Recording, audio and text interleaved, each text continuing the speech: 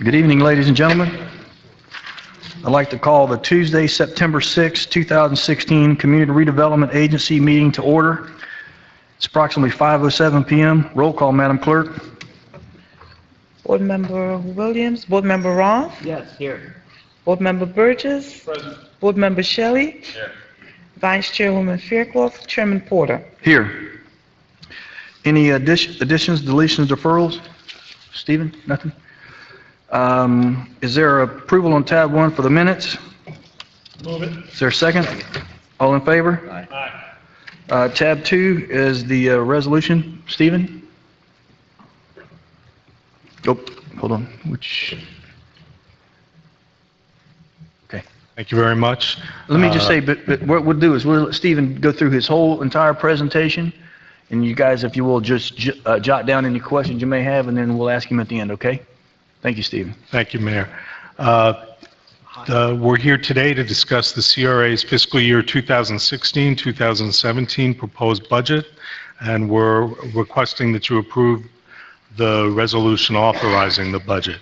Staff recommends the CRA Board approve the attached resolution authorizing the Community Redevelopment Agency's annual budget for the 2016-2017 fiscal year, beginning October 1, 2016 and ending September 30th, 2017. It is further recommended that the chairman and board members direct the city manager or designee to submit said budget to the Homestead City Council for further approval. The proposed budget is $3,085,406 in revenues and expenditures. I'd like to thank the members of the board tonight. We have a very short presentation just summarizing some of the highlights of the upcoming proposed 2016-2017 budget.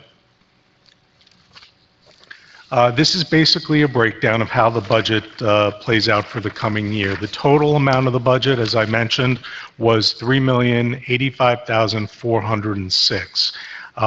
The majority of the budget is located in programs and projects.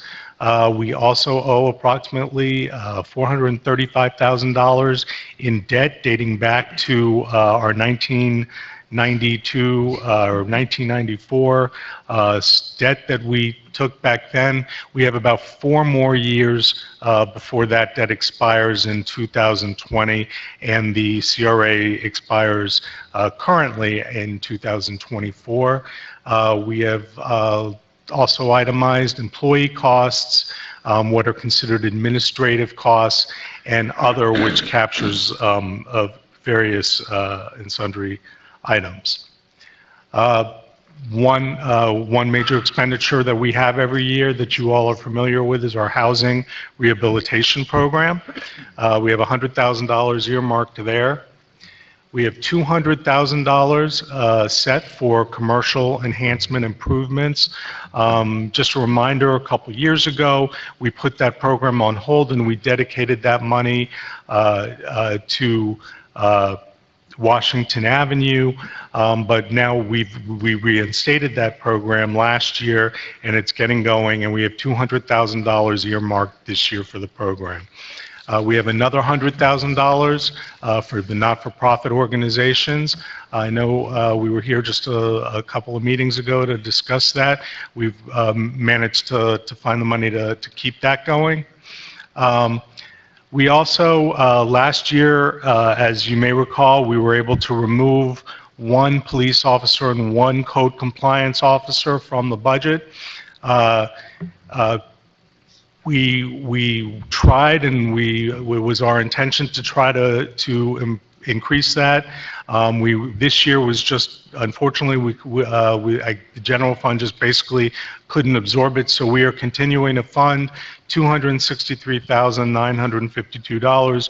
That pays the salary and benefits for 1 police officer and 1 code compliance officer. Another important thing that we do around the CRA, all over the CRA actually, is ground maintenance and neighborhood beautification.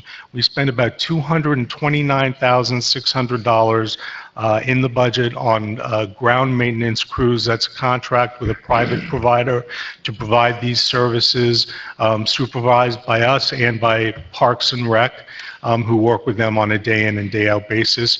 We also have 2 inmate crews that we use to help with litter removal, graffiti removal, and various ancillary maintenance that we aren't able to provide with our other provider. And the total for that is $91,740. So in the coming year, we will be expending $321,340 on neighborhood beautification, ground maintenance, and enhancement. And just this is a reminder, these are holdover projects from previous years, but we still have money and we're not letting it go for our blight removal program. We've already been able to demolish 2 homes, and we have a 3rd one in in the northwest part of the CRA that is going to be ready in about the next month. As I think you know, there's a lot of work involved in getting these houses through, unsafe structures, and process involved in getting them ready, but I'm told that code compliance is diligently pushing houses forward, and it really helps us maintaining the neighborhoods throughout the Southwest and the rest of the CRA by getting rid of homes that are completely derelict, abandoned, or basically an invitation for nuisance activities. There's also Washington Avenue. We've already completed the phase 1 of the Washington Avenue project, which are the medians. We've completely redone the medians, redone the plantings in the medians, and it's a start. We have the painting phase actually out for bid right now. We are reviewing, we will review those proposals as soon as they come in, and we're anxious to work with the property owners on Washington Avenue so we can complete that painting project. It has become a bit complicated because there are various other problems with the building that have to be addressed, so we need to try to work with the property owners to try to address those problems as well as the painting, or else we probably wouldn't have enough money to cover everything. So that is just a very brief summary of some of the highlights of our budget, and happy to answer any questions, and I just want to thank you all for your support throughout the past year and for this budget. Thank you, Stephen. Any questions from the board? Mr. Shelley? Thank you, Mayor. Yeah, just to, I know that we're working toward getting the police officer and the code enforcement officer off of the CRA budget onto the general city budget. I know we've made progress, but I just want to reiterate, and I know it's something I've been talking about for quite some time now, just because that $262,000 I think could be better utilized for programmatic or rehabilitation purposes more so than salaries for a police officer and a code enforcement officer, when I think that belongs in the general fund. So I do acknowledge the fact that you guys are making progress. So 260-some thousand is much better when I think it used to be 400-some thousand. So we've almost cut it in half, and that freed up some dollars to be used for other purposes. So I just want to put it on the record again that hopefully by next year we can actually move it over and have all of that outside of the CRA and into the general fund, which is where it should be, and then allow those extra dollars to be used for some other type of rehabilitation or reinvestment into the community. Understood. Thank you, Mayor. Thank you, sir. How many, Stephen, how many inmates do you get for the expenditure of the 2? You pay for two groups, right? 2 crews. I can basically give you their schedules Monday through Friday. They work. They work on different schedules, but basically their trash pickup, and I can go over it with you in some detail, or I can provide this to you. No detail. The point that I'm trying to make is the leverage that you get with the inmate crews. You pay for the salary, I think, of the supervisor or the whoever is responsible for those inmates, but you get 8 or 10 per shift. So at least, and they do a good job too. That's a good, what I'm saying is that's a very good $100,000 expenditure when you think about the number of people that you get out actually, physically doing the things that need to be done. Yes, sir. You get a lot for what you pay. One question that I had with regards to programs, you said the slide, you had a graph. You had $1 million, no, I'm sorry, $100,000 in programs, right? Well, we have, between community policing, grounds, inmates, special events, all the grants, it totals about $1 million. Okay, so I guess my point is, we got 2024. This is just a point. None of that. I mean, the CRA only grows in value when we create increased property values. If programs do that, then we're on the right track. If programs don't do that, what does that? A lot of times it's improving the neighborhood, but not just one house and we've talked about it before. You can't pick one house out of the middle of a blighted area and fix that and expect anything to really be recognized. It's almost like we need to pick a street, something, and kind of consolidate that effort. So just as we go forward, I think this is, I'm picking no fight here, but 2024, this sunsets unless we can get an extension. I don't know what our chances are of getting an extension on the CRA, but projects like, buildings like this build value in a CRA because the property values around it go from X to Y. And if we took that model and were able to do more projects of that significance with what limited resource we have, that's where we're going to see increased property values, which is actually what in turn feeds the value of the CRA.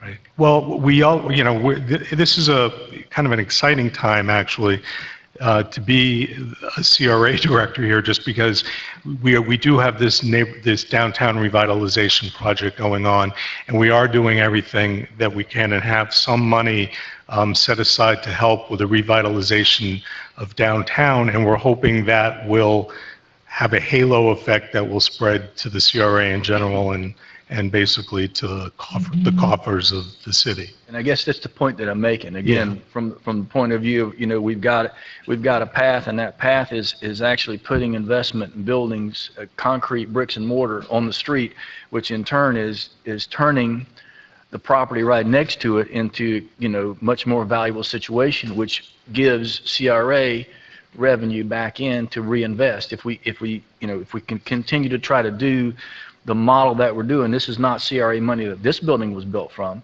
but it's an investment in the CRA area, which, just stay the course, and whatever we can, try to continuously funnel monies into as much as bricks and mortar as is possible. We agree, Mayor.